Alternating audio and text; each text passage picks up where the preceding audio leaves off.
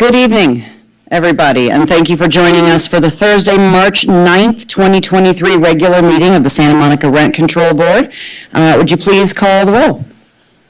Yes, Commissioner Quinn. Here. Commissioner Ivanov. Everybody got your mics? Commissioner Gonska. Here. Vice Chair Leslie. Here. Chair Foster. Here. Would you all please stand for the Pledge of Allegiance? I pledge allegiance to the flag of the United States of America and to the republic for which it stands, one nation, under God, indivisible, with liberty and justice for all.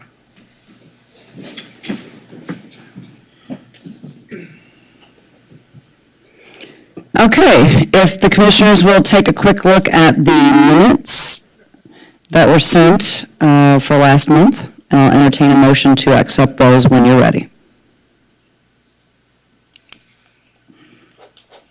I'll make a motion to approve the minutes of the last meeting. Second.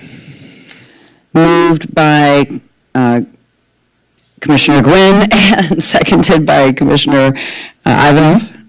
All those in favor? Aye. Aye. Minutes are accepted. All right. Madam Executive Director, do you have any special announcements for us tonight? Do you have to turn my mic on? No, shouldn't have to. Okay, sorry. Yes, good evening, Commissioners. I do have a few announcements this evening. Next week, there will be a rent control newsletter sent to every property owner and tenant in a rent-controlled unit. This newsletter focuses primarily on the impacts and effects of Measure RC. So it has an explanation about the change in the general adjustment effective in February, and then what will happen when the 2023 general adjustment is applied. So the tenants' newsletters will have two rents listed on it. We always include the current maximum allowable rent, but this time we will also be including the rent, which is the August rent adjusted by 3% or $70, and that's the amount to which the 2023 general adjustment will be applied. So we're getting that information out to people so that they'll have that. We will also be announcing two seminars that we will be having in early April. On April 4th, the tenant seminar will be held virtually from 4 to 6 p.m. That's a Tuesday. And that seminar is designed for tenants and provides an overview of the services available through our office and how rents and amenities are defined and the protections against eviction and the remedies available for excess rent, lack of maintenance, and loss of amenities. And then 2 days later, we'll be offering the owner seminar. That will be on Thursday, April 6th from 4 to 6 p.m., also virtually. And that's for owners and property managers. It covers the basics of the rent control law and owners' rights and responsibilities. We'll also explain the Civics Portal, our new online filing system, and we'll demonstrate how to file a tenancy registration form. So to sign up for those, the newsletter will have a QR code as well as a web link for anybody who's interested to sign up. And everybody's welcome, so you can attend both if you're interested. And finally, I wanted to mention the city, as you know, offers a program called Preserving Our Diversity, which is a program to assist lower-income seniors who have lived in their units since at least 1999. And it assists them with a cash subsidy that ensures that they have a sufficient amount to get by month to month after paying their rent. We have 200 participants in the POD program, and the city's looking to increase that. So there will also be information about that in the newsletter. And I want to thank Mr. Costello, who did the major work on the newsletter, a complicated subject, but I think he's done a pretty good job explaining it. And so I want to thank Mr. Costello and his team for that. Thank you for that. Can I ask you a question? Of course. So you said that it lists the tenant's rent. Did the database calculate that pretty smoothly? Was that a successful result? Yeah. Yes, we. For 27,000 units? Yes, we did, and some units are not eligible for the adjusted rent because tenants moved in from 9/1/21 to the present, so those units, there's been no change in their rents, and so they will only have one rent listed because that will be the amount to, if they're eligible, to which the GA will be applied, and that's all explained on the newsletter as well. Any other comments or questions from commissioners? Okay, thank you. Oh, Commissioner Leslie. I just have a question. How many different languages is that translated into? We produce it in one language, and then we make it available in other languages upon request. So Okay. we're trying to translate everything into 4 languages. Okay. But you just reminded me, I don't know that we say that it's available in 4 languages. Oh, as a note Because you had- on you the had- letter You itself. had suggested that to me when the last newsletter came out.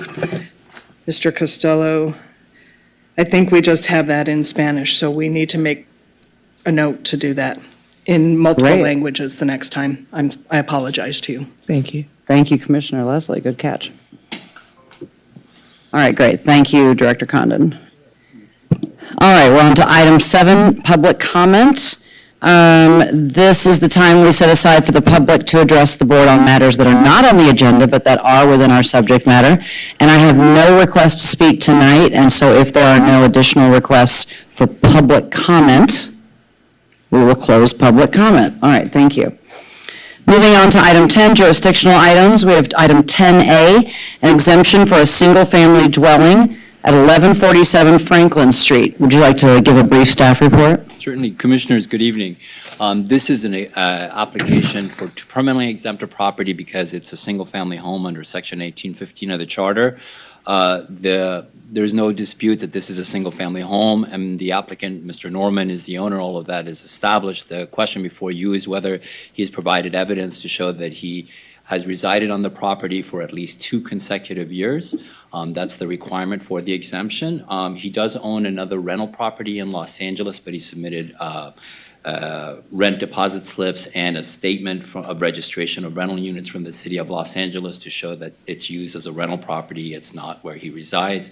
He also submitted utility, financial, and government records to show that he resides at the property for which he's applying as his principal residence. And therefore, and the voter registrar also shows the property as his mailing address. Given that evidence, staff recommends that the board grant the exemption. Thank you for that report. Any discussion, and anybody would like to make a motion? Commissioner Glenn?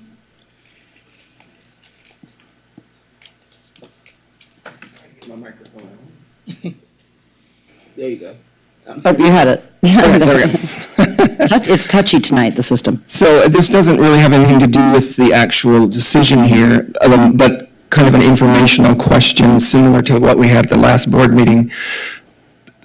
What differentiates this case, because the former owner, obviously, did they have a permanent exemption or a temporary exemption? Or how did this come about that this new owner has to get this exemption as opposed to this happens many times, I'm sure? And I don't know the reason that the current owner applied for it, but no, this is a permanent exemption. So unlike an owner occupancy exemption, I feel like it's echoing, I apologize. We can hear you. Unlike an owner occupancy exemption, which is for a property that's 3 units or less, that exemption lapses when the owner moves off. For single-family homes, that's distinct. For a single-family home, if an owner can prove under the charter that they have resided on the property for 2 consecutive years, then they can apply to permanently exempt the single-family home from the rent control law. And that's just simply the way that the rent control law treats single-family homes differently than it does other properties. So the prior owners had never applied for it for whatever reason. Okay, This that's what I owner was has. wondering. Okay. And I might add to that, isn't it also true that what it means is that initially, at some point, that structure was used as a rental property and was registered in our database at some point? Correct. So even though it wasn't subsequently used like that, it was in the database. Right. Commissioner Leslie? So if those owners move back out, could we put it back in our database, or that's just it? That's just it, and that's the difference between a single-family home and other properties. And it's the way that the first amendment that was made to the rent control law in 1984 was to exempt single-family homes if they met certain requirements. The two requirements were that they weren't rented on July 1st, 1984, and if so, then they're categorically exempt. Or they can apply to exempt it if an owner has lived on it for at least 2 years. If you recall, for an owner occupancy exemption, it's only 4 months. This is a 2-year test, but if they can do that, then the charter exempts them permanently. Yeah, and certainly not every single-family structure was built to be a rental, but it just so happens that when the law came down in 1979, it was anything being used as a rental had to be registered. Right. So some single-family homes happened to be being used as rentals at that time. All right, thank you. Still waiting for a motion. Would anyone like to move the item? Commissioner Leslie. I move that we approve this application. Second? All right, we've got a motion and a second. Will you please call the roll? Commissioner Gonska, Yes. Commissioner Gwynn, Yes. Commissioner Ivanov, Yes. Vice Chair Leslie, Yes. Chair Foster. Yes, the exemption is granted. Thank you. Okay, moving right along, we have item 10B. We have two appeals tonight. The first is 1538 Harvard Street, Unit 1. The applicant is E. Martinez, tenant. Can we have a staff report, please? Certainly. Commissioners, tenant Eric Martinez petitioned the board to determine the initial base rent of his tenancy. The hearing officer found that the initial base rent was set when Mr. Riot had moved into Unit 1, and Mr. Riot is the person who was occupying the unit when Mr. Martinez moved in 2 years later.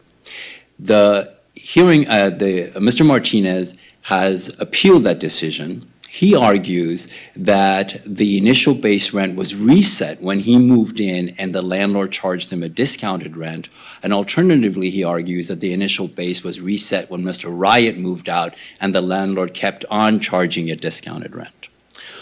Under the rent control law, the initial base rent is the amount of rent that the tenant actually pays during the initial term of the lease.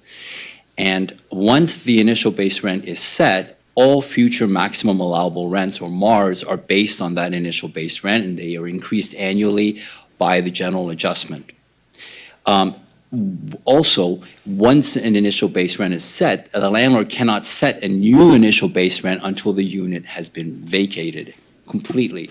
A partial change in occupancy is insufficient to reset the base rent. In this case, Mr. Riot and his roommates at the time moved into this unit, Unit 1, in 2008 and paid an initial base rent of $2,550. 2 years later, Mr. Martinez moves in, he executes a lease with the landlord, and the landlord discounts the rent to $2,000. But when Mr. Martinez moved in, Mr. Riot was still living there, and so there had only been a partial change in occupancy. And moreover, Mr. Martinez was replacing the roommates that were authorized under the initial lease, so he was occupying the unit pursuant to the initial lease agreement. And what then happens is under the rent control law, a landlord can collect less than the MAR. You can discount, they don't have to collect the MAR. But just because they discount the rent doesn't mean that the MAR is reset. And so when Mr. Martinez moved in, the MAR wasn't reset because there had been no complete vacancy of the unit. Nor was the MAR reset when Mr. Riot moved out because, again, there was no complete vacancy of the unit. It was still only a partial change in occupancy. For that reason, the hearing officer found that the initial base rent was established by Mr. Riot when he had originally moved in. Mr. Martinez, in his appeal, points to a court case and also the related provision that was addressed in that court case to argue that the initial base rent was reset. But that court case is actually inapplicable because it concerned a situation where the only remaining occupant is a subtenant. And Mr. Martinez was never a subtenant. He never claims that he was subtenant, neither did the other side, and there's no evidence of him being a subtenant.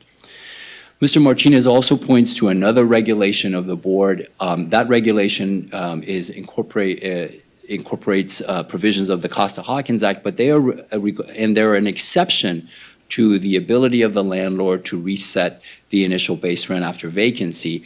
But that provision only applies to deed-restricted units and Section 8 tenants. This was not a deed-restricted unit, and Mr. Martinez is not a Section 8 tenant.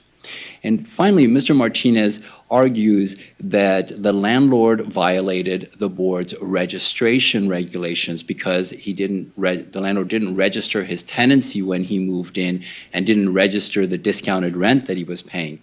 But that is not what the regulations require. The board's regulation requirements only require the registration of a new base rent. So whenever the base rent has been set after vacancy, the landlord is required to register that. They don't have to register the name of the tenant, and they certainly don't have to register any discounted rents that they subsequently charge. Only they have to register it when the initial base rent is reset. And because the hearing officer's decision is in accordance with the law, staff recommends that the board affirm it. Thank you. Do any of the commissioners have any questions for staff?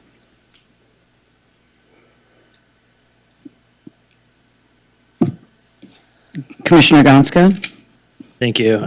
So to me, this seems pretty straightforward in terms No, of. I'm sorry, we're just doing questions of staff at this point. Understood. Okay, Yeah. very good. Yeah, I don't have any questions about the facts of what the appeal is here. It seems pretty straightforward to me. But one question I do have is, I noticed that within the documentation here we received in the report, that the rent in, I believe it was 2021, when that GA went into effect, the rent increased from $2,466 to $3,007. And so my question is around if there are any rules or regulations specifying how much of an increase can happen in 1 year, even if it's within the bounds of the MAR. The landlord can always increase the rent to the MAR. There is no limitation on the ability of the landlord to increase the rent to the MAR. He might be referring to state law regarding more than a 10% increase. It's simply the noticing period would increase to 60 days, is my understanding. And I think it might even be 90 days at this point, over 15%. And I believe perhaps you're referring to the state rent cap, and Correct. that does not apply to a situation like this. There are specific exemptions in the state rent cap that allows a local rent control law to take precedence. Okay, yeah, and like, in my opinion, that's unfortunate because here it was almost a 22% increase that, even though the rent was significantly below the MAR for a number of years, it appears, it still can be quite a burden for rent to increase by that much from 1 month to the next, but understood that is allowed. And sorry about that. It's okay. All right, any other questions for staff about the staff report itself? Okay, seeing none, we have a couple of speakers on this item. Question for you, Mr. Kemp. Do you want to reserve time in the event, which one's Mr. Kemp? Would you like to reserve time in case you need to use it? Or do you want to go ahead? No, I would appreciate that, just reserving it. You've got it, sir, no problem. All right, and we have Mr. Eric Martinez. Go ahead and step up to the podium, sir. And you have up to 5 minutes. Okay, thank you. Go ahead. So there's 4 issues I want to bring up, which is, so when I first moved into Santa Monica, I moved in just as a roommate, paying $900. And then the landlord basically forced me to sign a lease for $2,000. No mention of a prior lease or rent control, or that this other person who was living there had a whole other arrangement. So I signed a lease in good faith, and then next thing that happens is the roommate moves out, and he signs another lease for $2,000. So I live mostly in the city of Los Angeles, where contract law is that's what I'm paying. So I paid that for 2 years. Then he raised it from $2,000 to $2,400. a 20% increase. So I don't know how the rules work as far as if a landlord, I didn't know it was lower to begin with. This is what I was paying. So I don't know how a landlord can, in rent control, raise it 20% 2 years later, and I didn't even know about rent control at that time. So then I go another, from 2012 all the way to 2019 paying that amount, and then he raised another $46, which that seemed fair. Then out of the blue, I lose my job during COVID, and I can't pay rent. And I went through Senator Ben Allen. He helped me out to get rent paid back to my landlord. And at that point, he decides to increase my rent.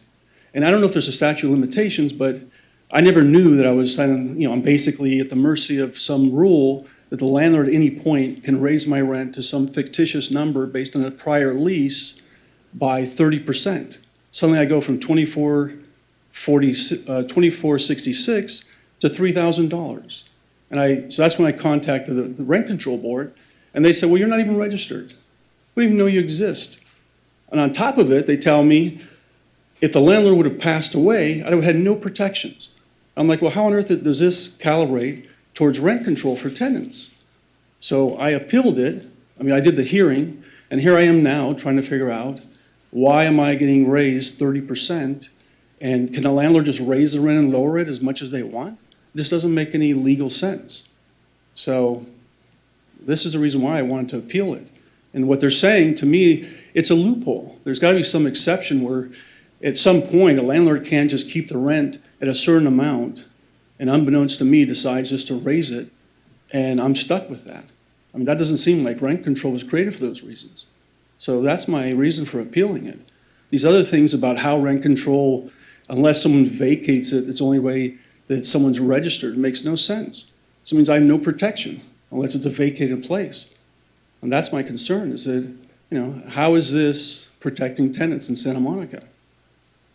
Why sign a lease then for that case? That's my concern. It has no validity whatsoever. Even though I've been paying for 12 years this amount, suddenly after COVID, I get increased by 30%. That just doesn't seem fair to me. So anyways, I think I have 2 minutes left, so any questions or response?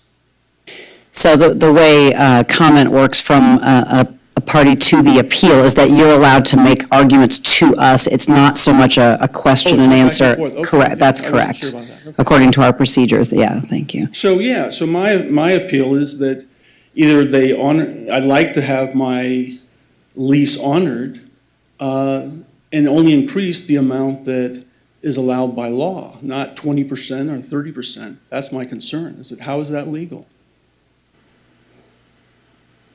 So anyways, that's all I have to say, and hopefully, because I can't afford paying 30% more.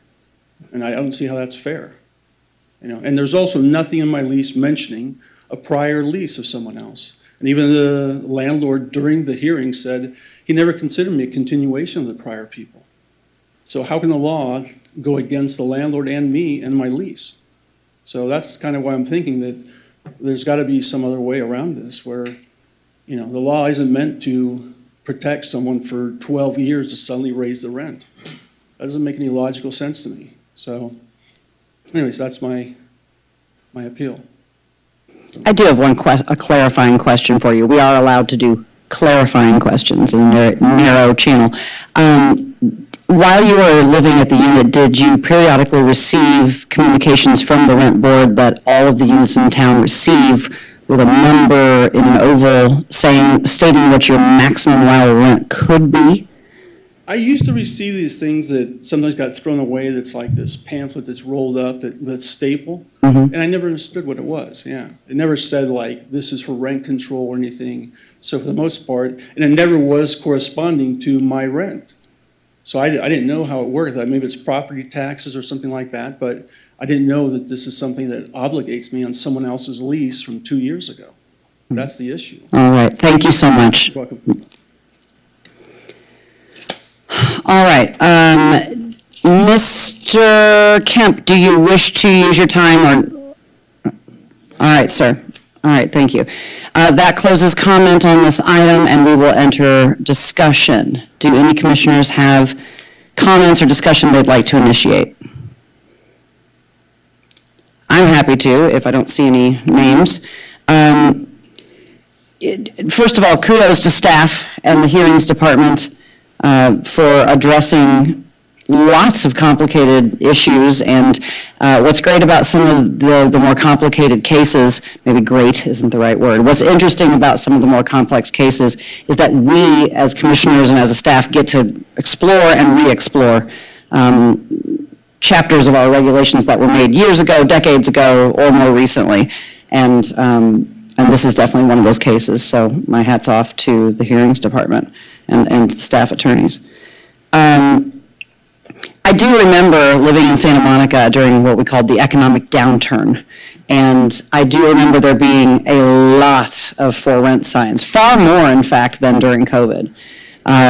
Practically every building seemed to have a red West Side Rentals sign in front of it if you've lived here that long. And I remember neighbors all saying, oh, you know, you can move laterally and get a lower rent. So a lot of people, I do recall, were negotiating lower rents, and in some cases even signing new leases. And part of what got me involved in rent control was questions that clients had at Meals on Wheels, or questions that neighbors had, questions I had as a tenant. And it's a unique city. We have some of the strongest tenant protections in the nation. We also have some of the strongest landlord protections in the nation through our processes. That in recent public meetings, it's been pointed out that the laws and court cases have shaped and refined and honed those processes. And so it's completely understandable to me why a tenant who has a different full-time job or a different life doesn't understand every in and out of landlord-tenant law. That is completely reasonable that they don't understand it. However, it's up to every one of us, whether we're a tenant or a landlord, to avail ourselves of the law and to find out. When it concerns the roof over our head, it just behooves us to read that pamphlet that comes in the mail, because it does direct tenants toward resources and phone numbers and addresses and hours of operation, and latest news and things about the roof over their head. And yes, roommates can be complicated. All of that is true. But again, these are private contracts between individuals, and we regulate the rent level. And I am not unsympathetic at all to the plight, but landlords are, it's a lot of tenants would love to have the situation where they're not raised for many, many years at a time in a city that has the highest rents in the nation in some cases.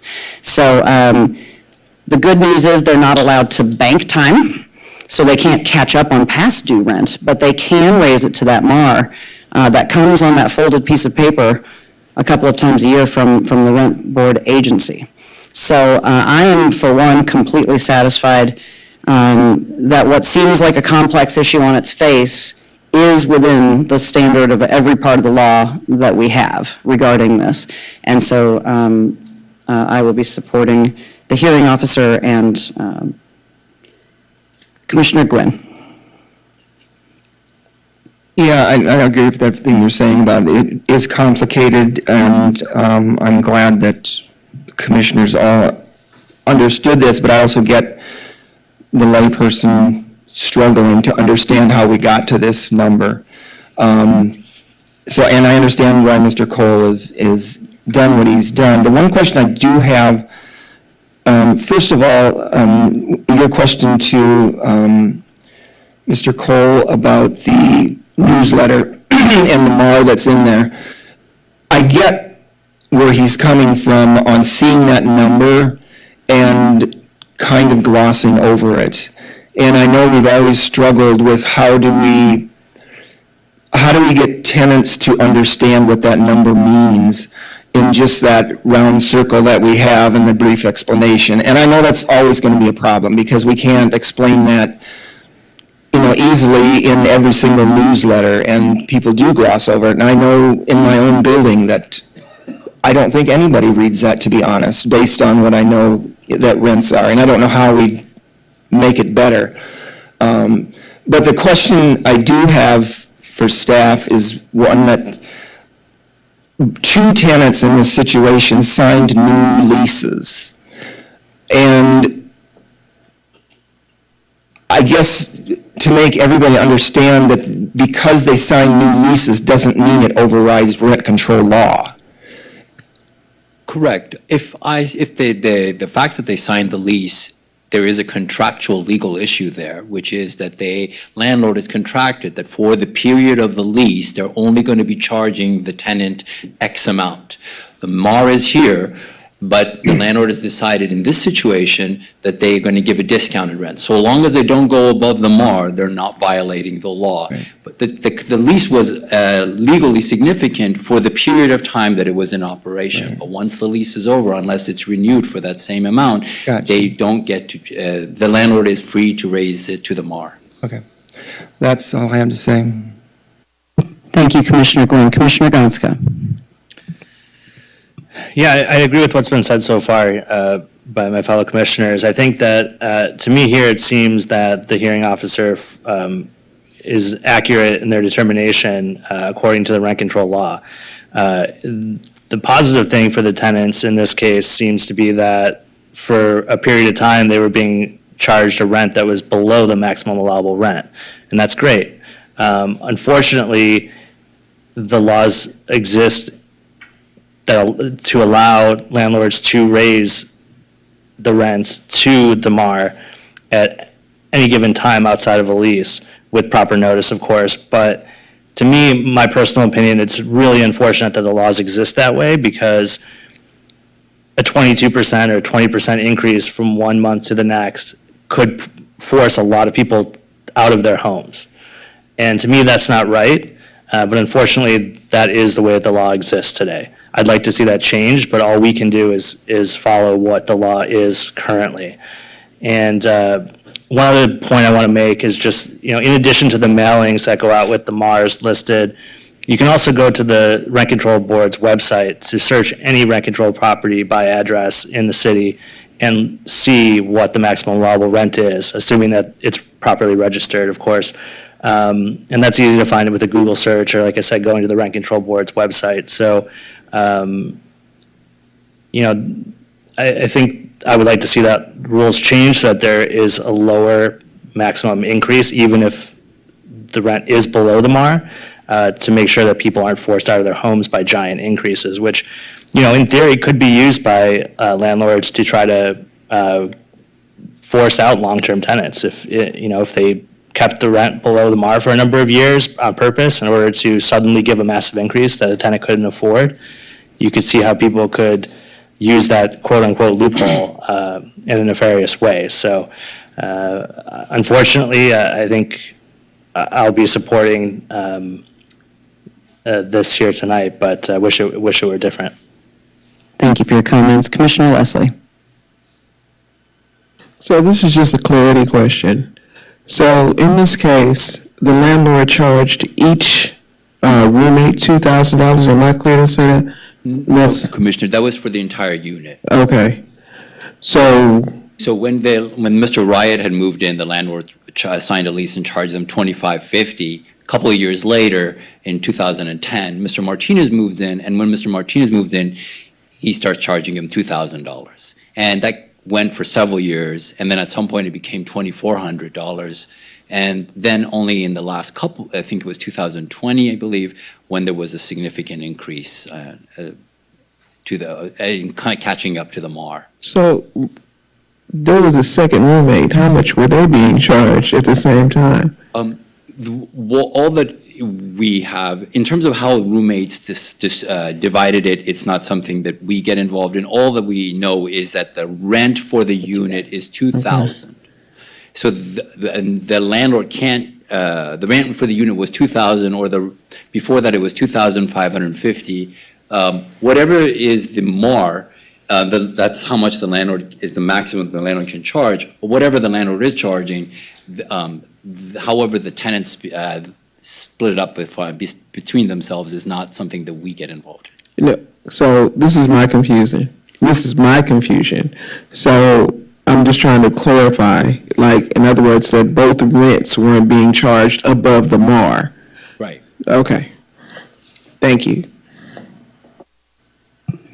Another educational note, it's probably worth noting, and I hope the public gets ample opportunities to hear this, but several years ago, this board worked very diligently on a front and back document that must legally be presented at time of leasing that avails the tenant of a quick hits of all the tenant landlord law, both in the city, county, and state, on a document at the time of lease signing. And so we've recognized some of these, educational gaps when people move in and enter these contracts. And we've tried to address that as a board and as a government as best we can.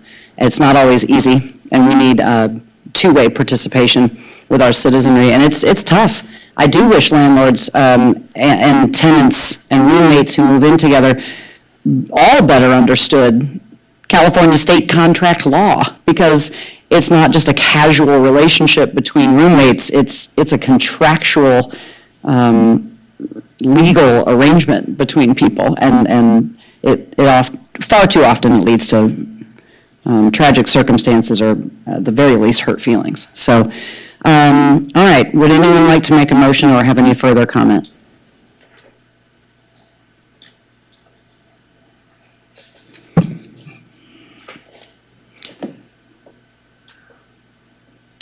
I'll move to affirm the hearing officer's decision And to deny the appeal. to deny the appeal. Do we have a second? I'll second that. All right, moved by Gonska, seconded by Gwynn. May we have a roll call vote, please? Yes, Commissioner Ivanov. Yes. Commissioner Gwynn. Yes. Commissioner Gonska. Yes. Vice Chair Leslie. Yes. Chair Foster. Yes, Motion carries. thank you. Excuse me. Yes. Before we move on. Executive Director Condon. I just wanted to respond to Commissioner Gwynn's point about understanding base rents and maximum allowable rents and general adjustments.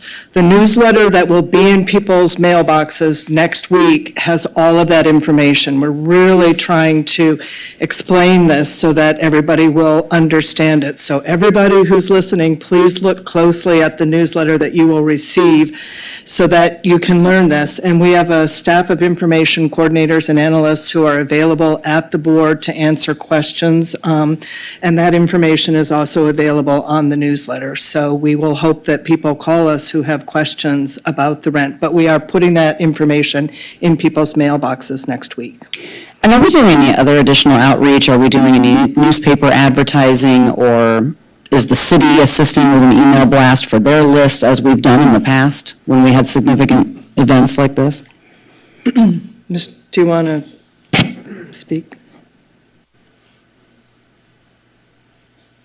Good evening, Commissioner. So, we are working with the city's communications team, and we have scheduled a number of social posts, email blasts, mostly promoting the seminars, because that will be our opportunity to really present a lot of information to people. So it's really more centered around that. Okay.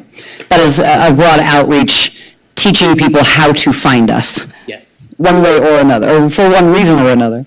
Commissioner Gwynn? As long as you're there, Mr. Costello, I know in the past that rent control used to have their own distribution list for email blasts. Do we still have a separation from the city with that, or is it now kind of entwined with the city's? No, we have our own. So we have our own email blast, and we also will use the city's channels as well. Okay. So they will send it out on their channels. Their social media has like 80,000 subscribers, so it's far greater than the reach that we have. But Okay, thanks. All right, thank you, Mr. Costello. All right, we'll close that item.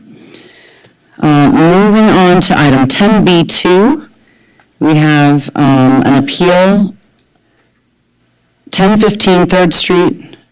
The petitioner is Chad Cole, and we will have a staff report first. Commissioners, tenant Chad Cole petitioned the board for a rent decrease because he said that the water that came out of his faucets was smelly and rust-colored every so often. And the hearing officer found that he failed to meet his evidentiary burden and prove his case. He has appealed that decision that denied him the rent decrease. As a petitioner, Mr. Cole bears the evidentiary burden of proving his case by a preponderance of the evidence. Mr. Cole's landlord, Mr. Pooldar, has been replacing the older galvanized piping that's in the property since he's purchased it in 2017. In response to the complaints that Mr. Cole had made, Mr. Pooldar changed the galvanized piping that fed water into his unit with copper piping, but Mr. Cole insisted that the problem still continued. At the hearing to prove his case, he submitted a photograph that showed discolored water coming up out of a bathtub fixture. That photograph, however, was taken prior to the completion of the replacement of that pipe to his apartment. He also pointed to a photograph from the hearing investigators and said that it showed sediments. The hearing officer found that it just as likely showed air bubbles. And moreover, the hearing investigator who had taken the photo and who had done the site visit, she testified that the water came clear from all of the fixtures. The only discolored water that the hearing investigator saw was in the filter that Mr. Cole attached to the bathroom faucet. Now, the water had been running clear before the filter was attached, and the water ran clear after the filter attached. But in the filter itself, the hearing investigators saw some discolored water. In addition to that evidence, Mr. Cole testified about conversations that he'd had with the Water Resource Board staff and the city's water treatment team, and they had said that galvanized piping can have contaminants in it. But none of those experts testified at the hearing. Moreover, none of those experts had actually been to Mr. Cole's unit and tested the water to see if there was any issues.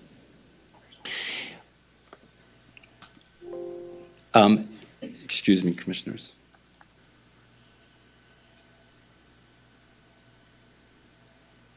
My apologies. That's okay, take your time.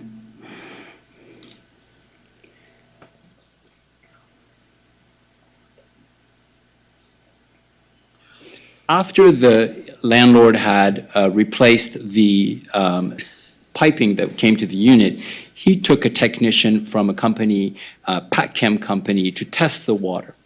And the results didn't show any particular problem with the water. But Mr. Cole argued that the test was really ineffective because he said that Mr. Pooldar interfered with the test by turning the water on and off, and that they only tested the cold water and they didn't test hot water. Mr. Pooldar responded that yes, he had assisted the tech by turning water on and off for him during the test, but that wasn't interference. And he also said, yes, they had only tested the water when it was on cold, but that didn't matter because it's the same pipe that brings it. So if there was a problem with the water, it's a problem with cold or hot. Given that evidence and that record, the hearing officer found that Mr. Cole had failed to prove his case by a preponderance of the evidence. The board reviews this matter as an appellate body, and as an appellate body, it should affirm the decision if the decision is supported by substantial evidence in the record and is reasonably supported by the record. Because that is the case here, staff recommends that the board affirm the decision.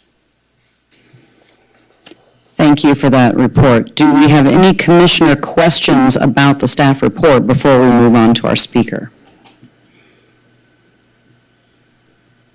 Okay, Commissioner Ivanov. I just wanted to clarify the timeline here. So the relevant pipes were replaced on September 14, 2022, and the tenant provided photos of the discolored water on the same day September 14th as well. So I'm assuming that the photos that he took were just taken earlier that same morning before the pipes were fully replaced? That is what the hearing officer found. Okay. And then when the hearing investigator testified that the water that they saw was running clear, do we know when that inspection was conducted or how many days or weeks approximately after the September 14th I date? believe it was a couple weeks later. It was in early October. Okay. Thank you. Okay, any other questions for staff about the report before we move on? All right, seeing none. We have Mr. Chad Cole has requested an opportunity to speak. Sir, go right ahead and step up to the podium, and when you're ready, you have up to 5 minutes. Thank you very much for supporting us so well in the city as tenants. I greatly appreciate everything rent control does. I want to be very clear from the get-go. So I'll try to be brief. So the pipes, the galvanized, as the gentleman, I didn't get his name, very clearly explained, had been deemed and on the record during the hearing as old and bad by the landlord, and he's been replacing them primarily throughout the units that he's coming in when folks move out and updating, but he's also gone through most of the common areas. The main issue that, and I was glad that he replaced the horizontal pipe that runs underneath the first floor of our two-floor complex.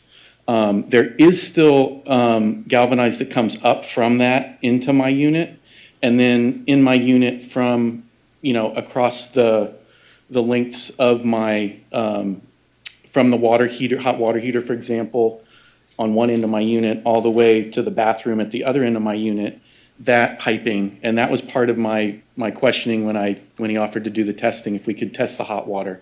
And so there is still a length, and there was a comment in the hearing officer's report that, I think a footnote you might find, that indicates that the petitioner, spent an inordinate amount of time talking about the pipes that run throughout my apartment, but that was kind of the gist of this whole petition, was the pipes, the galvanized that need to be replaced. So those, verticals that come up from the pipe he replaced and the others that go throughout my apartment are still the old pipes that I was hoping he would also update.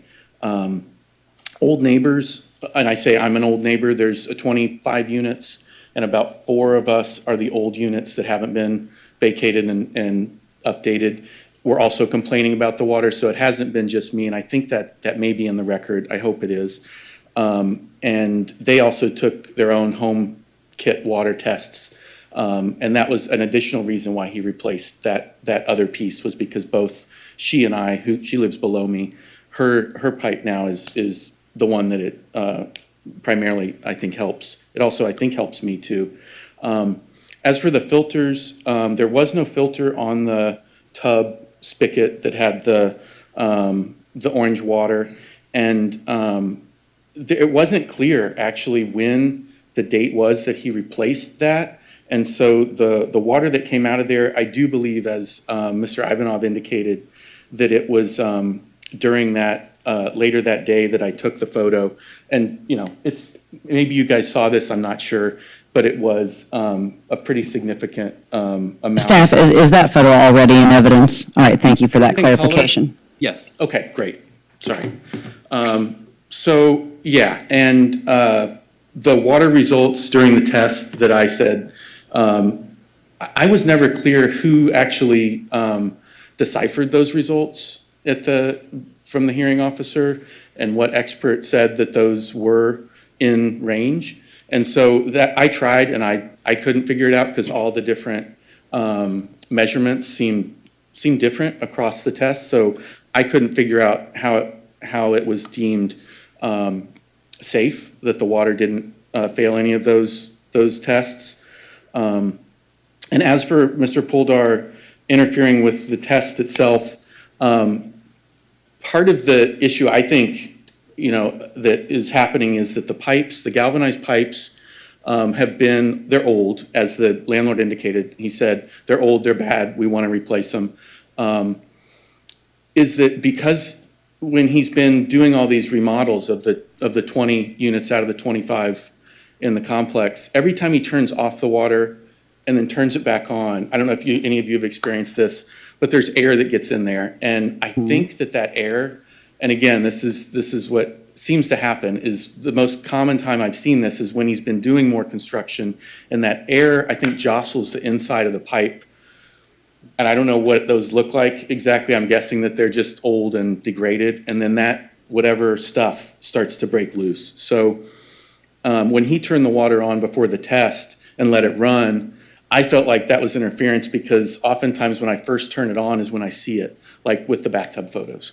So I'm almost out of time. And can the same issue be resubmitted? I think it said I could. Can new issues be submitted? Because I'm done. So you can finish your thought, but if you have questions for staff, that's something that staff can help you with, even in the hallway just after your case is heard tonight. Thank you. We can't answer that from up here, but staff can absolutely help you Okay. with any reapplications. Thank you so much. Does anyone have any clarifying questions? All right, seeing none. Commissioner, I would like to mention that the hearing officer did waive the 6-month rule for this issue. So although the hearing officer found that Mr. Cole had failed to meet the evidentiary burden, and he bears the burden, not the landlord, then he doesn't have to wait 6 months before he can refile on this issue. He can refile at any time, presumably when he has secured the necessary evidence to prevail in making his case this time. Thank you for that. All right, you can have a seat, sir. Thank you so much. Thank you very much. All right, we will enter discussion. Do any commissioners have any discussion on this item or a motion?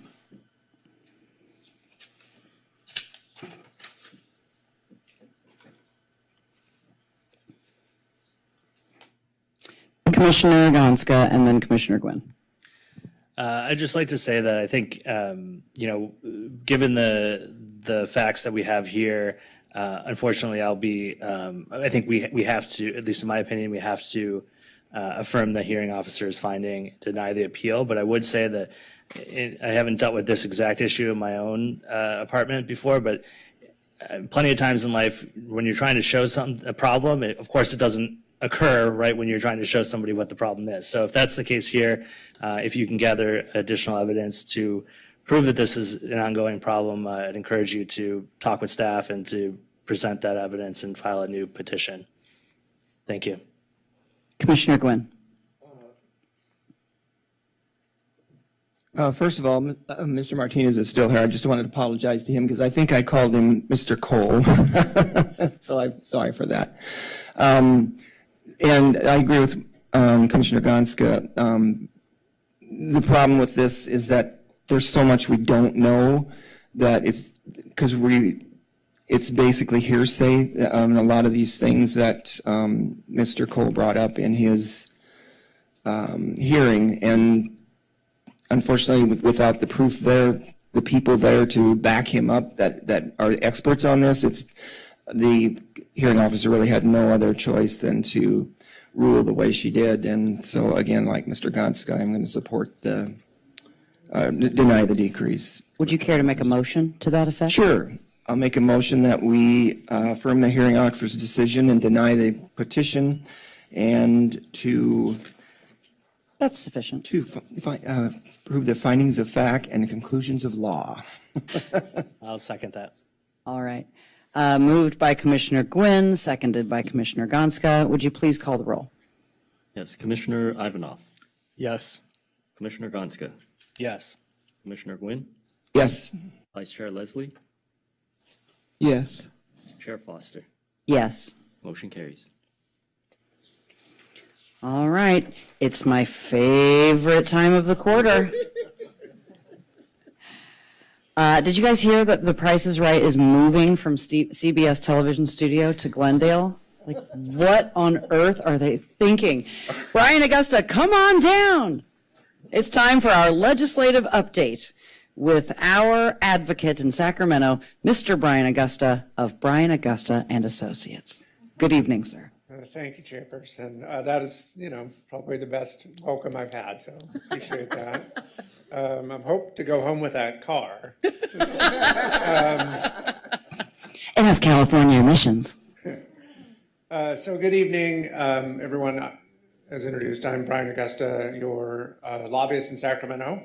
And as was suggested, I come twice a year to give you a report about what's happening in Sacramento, usually sometime around the spring, like today, to give you a preview of what we know is coming in the legislature. And then later in the fall, I'll come back and we'll talk about what happened.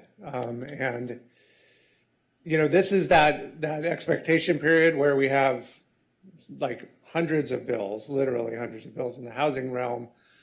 And when they come in the fall, most of them will have long ago died, and there'll be only a handful left to talk about. But we're going to talk about what our expectations are for this year with the anticipation that some of those will continue to move. During that time period between now, when I give you this brief presentation and take your questions, and the fall, when we'll come back and report on the outcomes, I'll be working closely with your staff to look at each of these bills that may be of interest for the board to take positions. There are 90 plus spot bills that have been introduced. Those are bills that don't yet have actual content. So we'll continue to, in some ways, my report is a little bit early because we don't yet know what many of those are.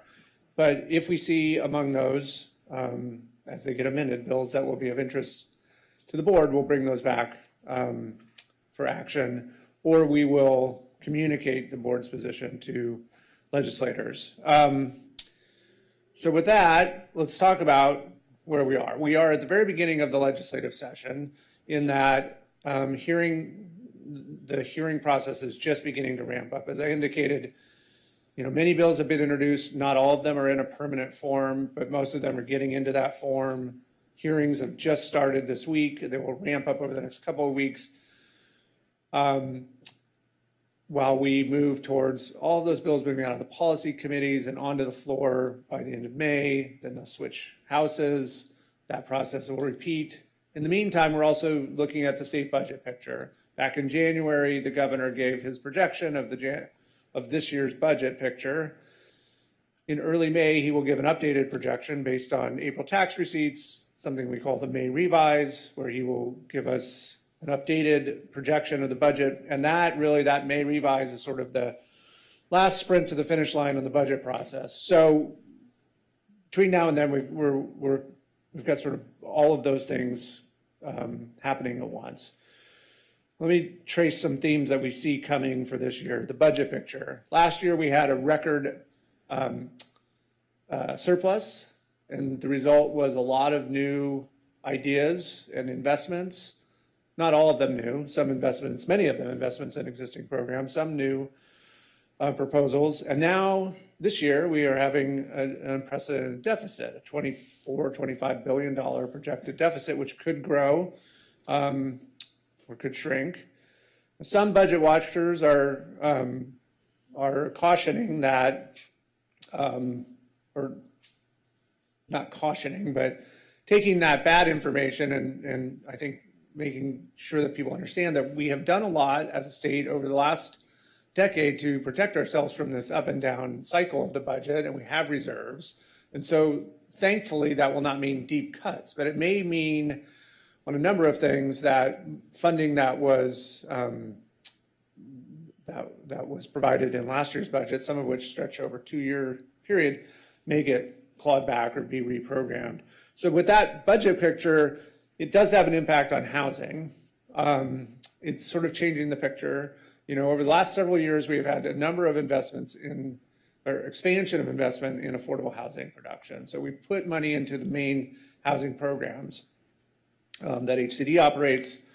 We've extended the state low-income housing tax credit by $500 million each year.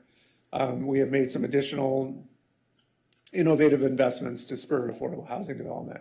The governor's projection doesn't include any of those things except for, which I think is significant, extending the $500 million augmentation to the state low-income housing tax credit program. So I think even given that budget picture, to have that continue is good news. But the message on spending with respect to housing and housing affordability is we're going to need to do more with less. And so I think that has everyone thinking about how on sort of the regulatory front can we do more to increase housing affordability and protect access to housing.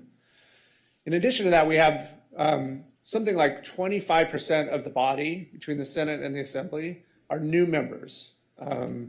Most of them serving for almost all of them serving for the first time in the state legislature in one or either house.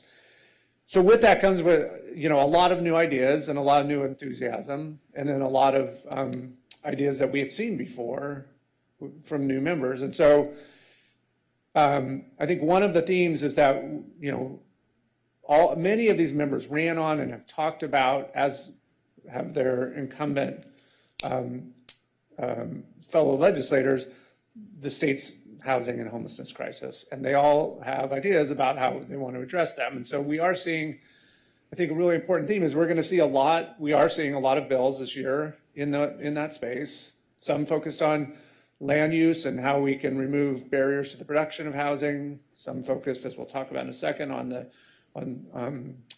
protecting tenants and keeping rents affordable. Many looking at some of the fair housing implications of how people access housing. So there's just a record number, I would say, of bills in sort of the broad space that I usually come and talk to you all about. And so I think from that, we know that tenant rights, the housing affordability crisis, and funding for affordable housing are continuing to be priorities in the legislature. So I want to talk about a few of the things that we see. As noted in the report, there's a bill this year, which is, one of several in recent years that is looking to amend Costa-Hawkins. So amend the state's limitations on local rent control policies. And this bill takes a look at two things. One is the single-family home exemption. It eliminates the exemptions for single-family homes and condominiums. And the other is the new construction limitation. So it would create a rolling new construction date and will amend Costa-Hawkins to allow for localities to have a new construction date that is rolling over a 15-year period. So in Santa Monica, that would allow the voters to amend the charter to accomplish that, which would allow the ordinance to cover many more units than it does today. Because we are living with, in every rent control jurisdiction, a sort of frozen in time picture of when units are or aren't sort of on that line, on the new construction line. So this would create a rolling date, which was a feature of prior attempts at the statewide ballot as well to amend Costa-Hawkins. So I will say on the rolling date, it's notable that the Tenant Protection Act, AB 1482, which provides just cause protections and a statewide rent cap to certain units throughout the state, has a 15-year new construction rolling date. So there's some additional sort of familiarity now and experience with that policy that I think, although reforms to Costa-Hawkins in the state legislature are going to be a very difficult conversation. I think everyone involved in that bill is realistic about its prospects given the expected opposition from landlord groups and the realtors. But that part of the conversation seems to be one that has the most sort of currency. Not to say that either one is going to be an easy conversation, but that Can you repeat that? Which part has the most currency? The new construction rolling date. Theory being that as we get further and further from 1995 or 1978, it makes less and less sense that those units continue to be frozen. So, and as I said in AB 1482, we have a rolling date. So, and the sky has not fallen. So to me, in terms of thinking about what I want to emphasize for the board, obviously that's an enormously important proposal. How far we'll get, we will see. I will say that most proposals that have looked at touching Costa-Hawkins have not gotten past the first committee. So I don't know that we can expect something different this year, but we'll see. But sticking with the theme of sort of landlord-tenant related bills, as I mentioned, there are a number of bills, and we've seen these in the last couple of sessions, trying to put reforms in place to limit what landlords rely on in terms of credit history to provide more flexibility for tenants who are having difficulty meeting credit screening requirements, limits on using the use of criminal history and background checks in screening. And I expect that we will, although there are no bills there's not a bill in print on, well, let me start out. We're going to see bills on the question of statewide rent cap. There's one in print now dealing with rent caps in mobile home parks. Mobile home parks were excluded from the Tenant Protection Act. And so many of those tenants are protected perhaps by a local ordinance, but other tenants statewide are not. So there is a bill this year by Assemblymember Marsucci that would provide a 5% cap for homeowners living in a mobile home park. We also expect to see a bill amending the Tenant Protection Act to further refine the protections in there. So after living with that bill since it was enacted in 2019, policymakers have begun to see a number of trends, including that the no-fault provisions, so removing the unit from the rental market, or the owner plans to move in or rehab the unit, that those just cause protections, that there are a number of abuses that are proving that the law is not as effective as one had hoped. There's also additional pressure to put more units into the mix. Single-family homes, most single-family homes are excluded under those provisions. Most of the just cause protections do not begin until 12 or 24 months into the tenancy. So we expect to see, there was a bill last year by Assemblymember Wicks trying to close some of those loopholes. We expect to see a bill this year addressing some of those ongoing issues as well. And then, sort of in the broad category of housing funding, there's somewhat arcane limitation on that you all are probably familiar with on the approval of affordable housing production called Article 34. It's in the state constitution. And it was enacted in 1950 in reaction to the federal government and citing public housing. And it has an acknowledged sort of racist exclusionary history. There have been efforts to repeal it. There may be an effort on the ballot in the next general election to repeal it. But there's a bill this year by Senator Allen that would, consistent with the legislature's power to implement that constitutional provision, essentially declare legislatively that the state funding programs that are a critical part of producing affordable housing in California, that those funds do not trigger Article 34. If they did trigger Article 34, then every time a development using those funds would need either a project-by-project approval from the voters, or as is the case in most jurisdictions, a prior approval from the voters to spend money on that.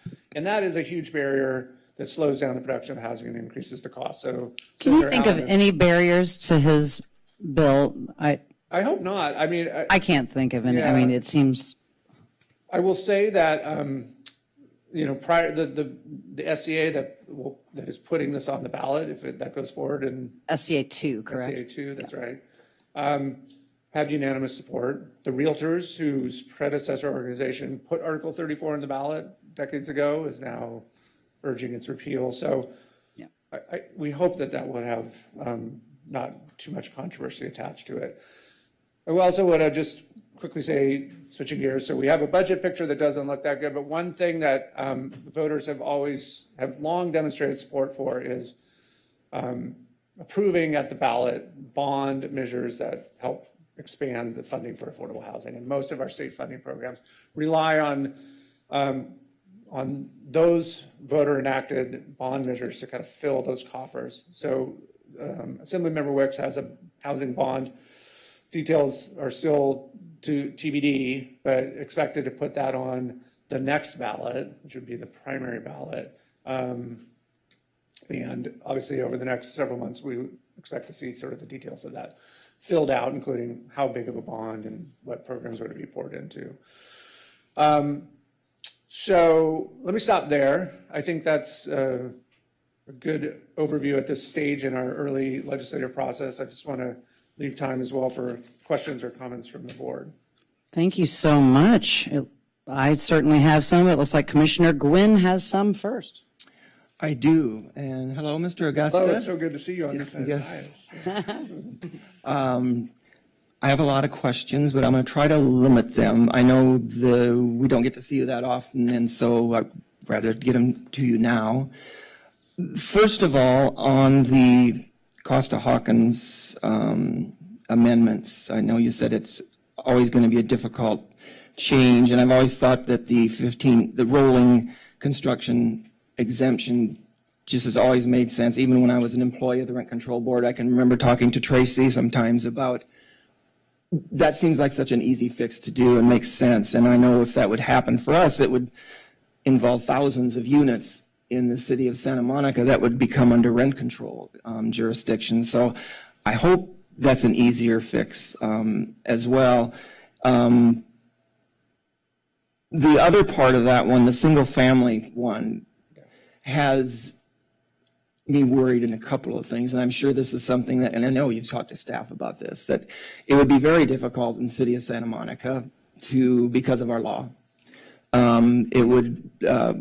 We just couldn't handle it as it is, and I understand that would have to be, for us, to make that work, would have to be changed. Why it worries me because it seems like it's feeding into this ammunition from landlords and real estaters and developers that they've always come against us in beating anything to do with Costa-Hawkins and saying, well, they're going after our single-family homes. And so that worries me a little bit, that if that becomes law or becomes that. So I hope that's as difficult to do as you say it sounds like it might be. Because I think it would have to be, for us, hopefully changed a little bit so it would work for rent control jurisdictions in that instance. I do have one question about that, and again, because it's way out there, it's down the road a year or two.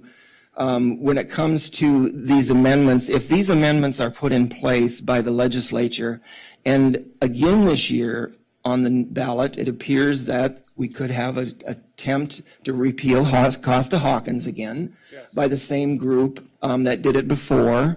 And maybe this year, it may be a better environment for that to maybe have a chance to pass. If that does pass, would then these become inconsequential again, these two things? You mean if the ballot measure were to pass? If that would pass and these were amended. My expectation is that with that ballot measure out there, and assuming he continues forward and collects the requisite signatures, that this measure will maybe become, well, I'll say this. We saw last time that when the first ballot measure was put on the statewide ballot, that there was also a measure in the legislature doing something similar. Was really kind of a vehicle for a conversation, if you will, between the two parties about some compromise short of going to the ballot and all the expense and uncertainty associated with that.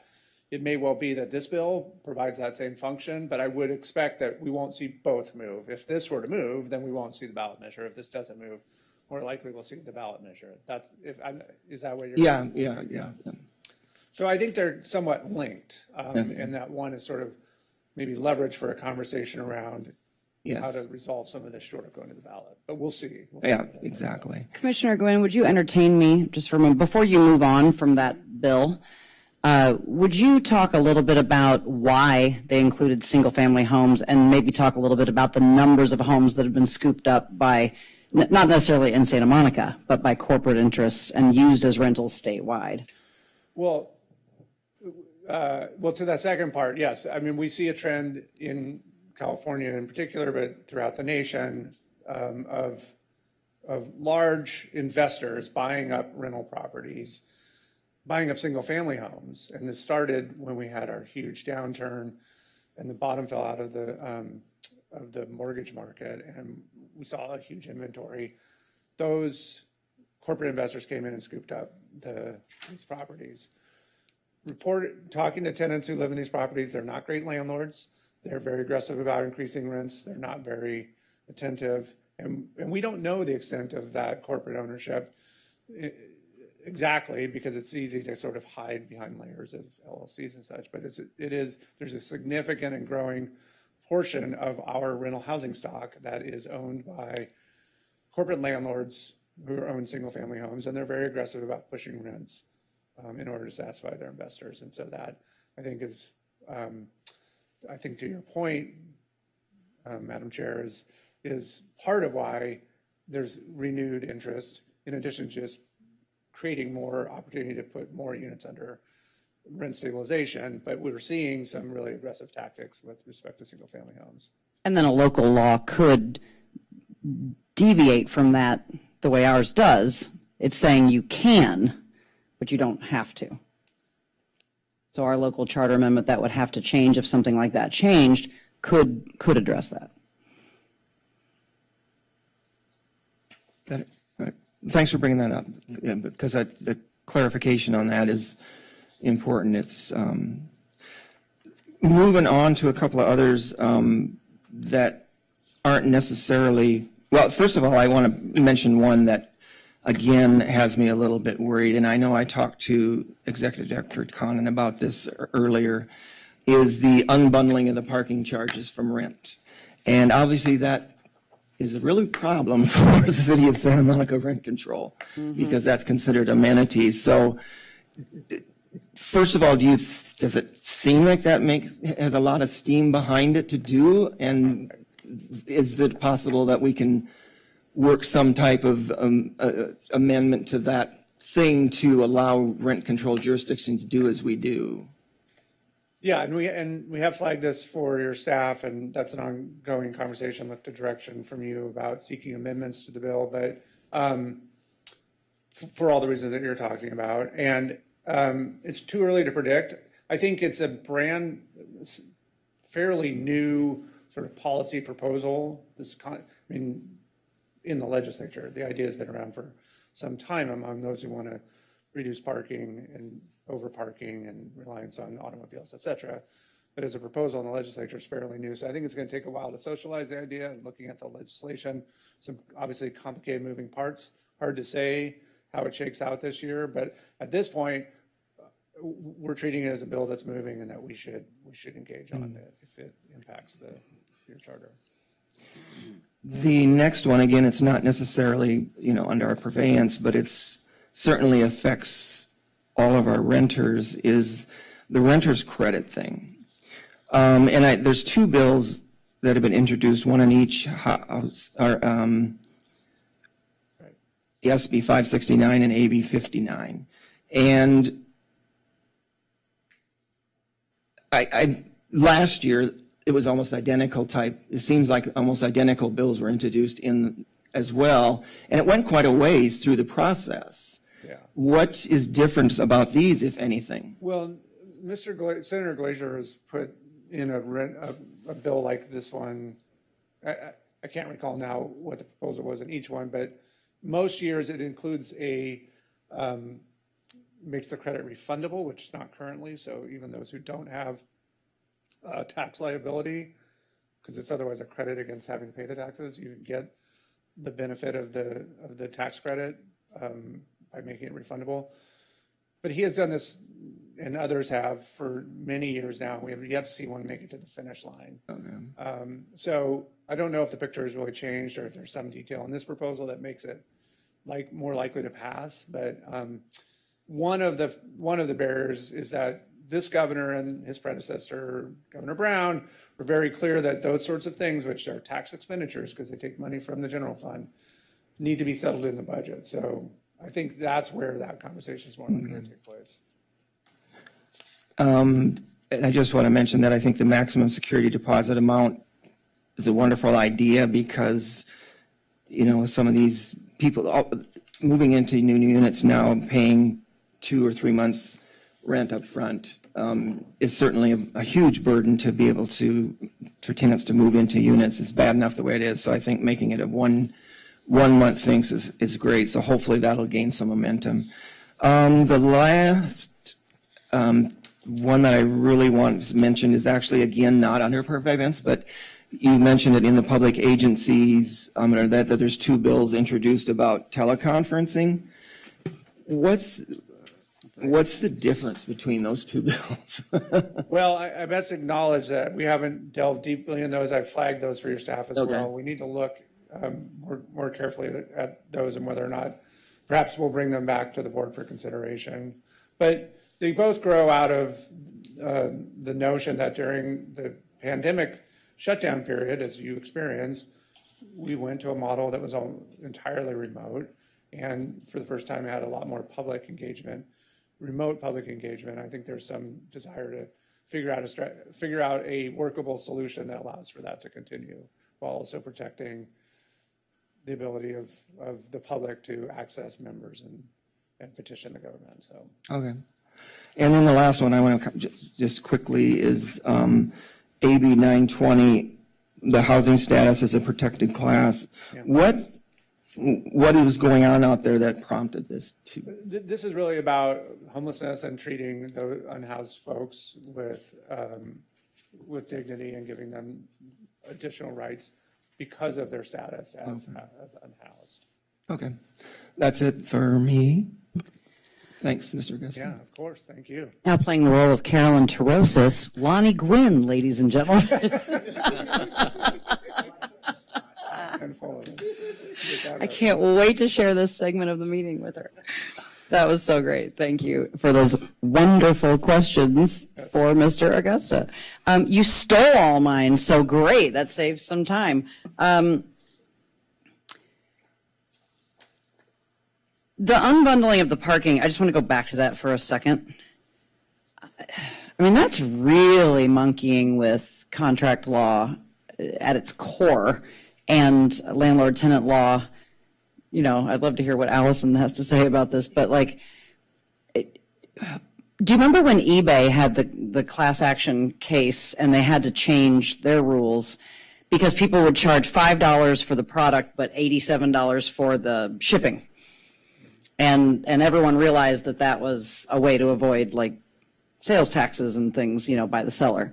In much the same way, and I think this is what you were touching on, we have seen attempts already to unbundle utilities, to unbundle different amenities, and then our MAR rules don't apply, or should or couldn't, and then we have to go to court and say, you know, so is there any consideration in this bill for carving out, you know, many laws have a carve out for rent control jurisdictions to take precedence. Does this one have it? I think that's the piece that needs to be evaluated. Currently, the bill does not take into account how it would apply in a rent stabilized jurisdiction, so there's no exclusion for those units. Is this something that we could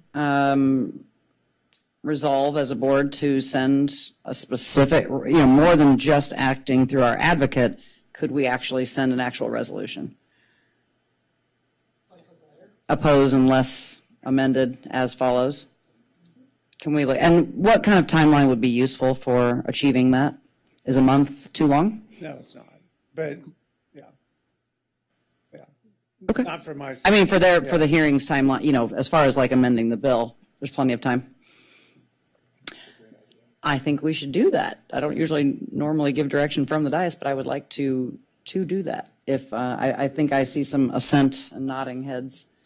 We'll look into that for next month. Great, wonderful.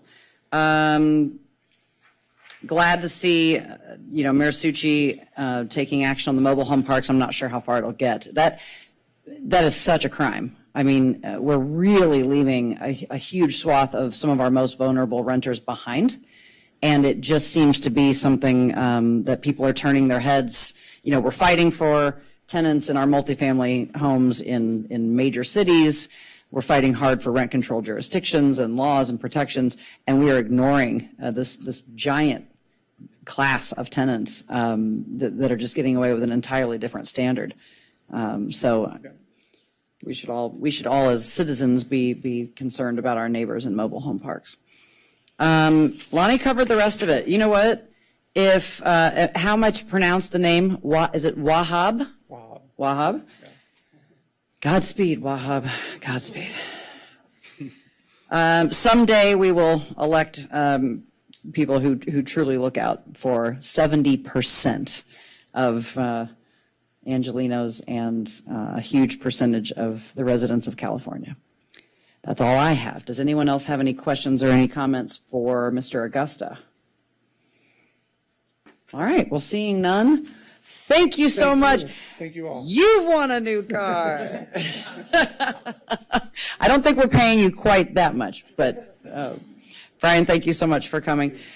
Folks, that brings us to the end of our agenda. Is there a motion to adjourn? So moved. Second. All those in favor of adjournment, say aye. Aye. Aye. This meeting is adjourned.